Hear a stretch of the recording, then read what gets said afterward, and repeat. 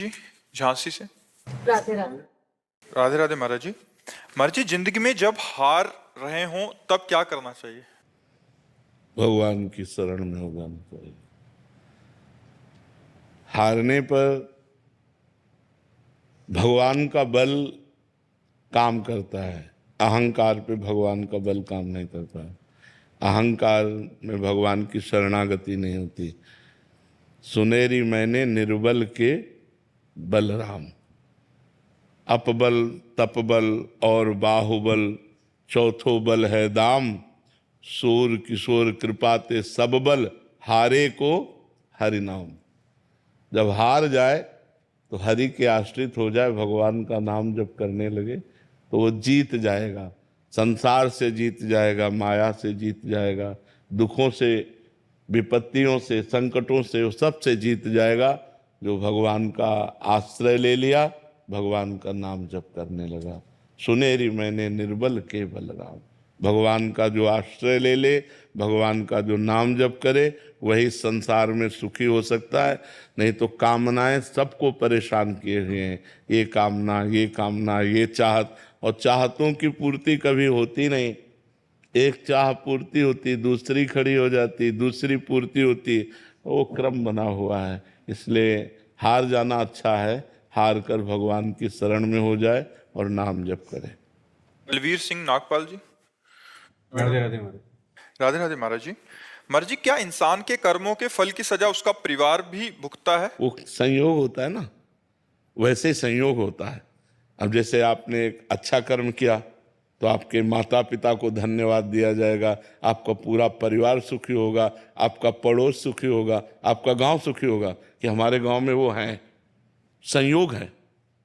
आपने गलत काम किया, किस गांव का है, उस गांव की बदनामी, उस मोहल्ले के, उस परिवार के लोग सब दुखी हो जाएंगे।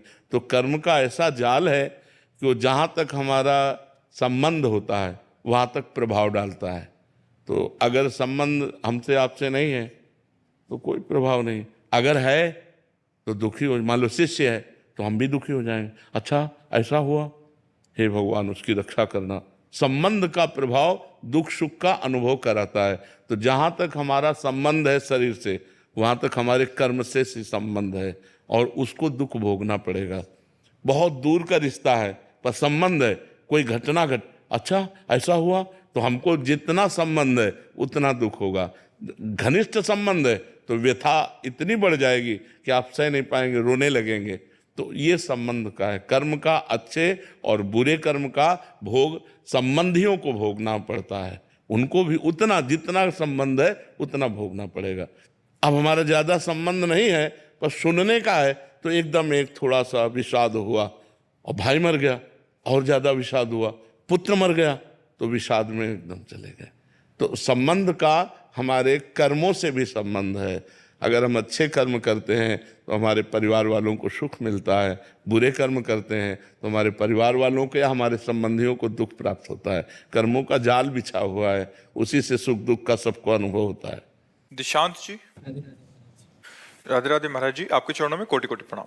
गुरुदेव भगवान, मैं पिछले 6 महीने से अपने पिताजी के जरिए आपसे जुड़ा। आपका सत्संग और एकांतिक वार्तालाप सुनकर भगवान शिव जी की भक्ति में का हृदय में प्रकाश हुआ।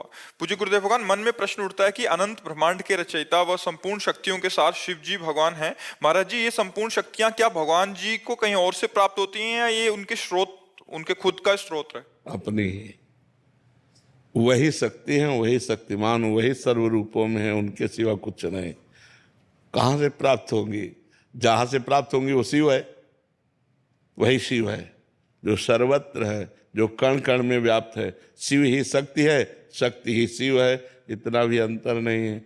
वही अपने आप से अपने आप का विस्तार करता है, अपने आप से अपने आप का पालन करता है, अपने आप से अपने आप का लय कर लेता है, विनाश कर लेता है।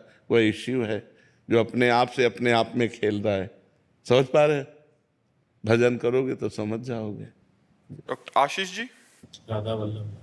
श्री हरिवंश महाराज जी, आपके चरणों में कोटि कोटि प्रणाम। महाराज जी, आपकी आज्ञा से और सही मार्गदर्शन से लगभग 2 वर्षों से निष्काम भाव से तन्मयता पूर्वक गौ सेवा में रत हूँ।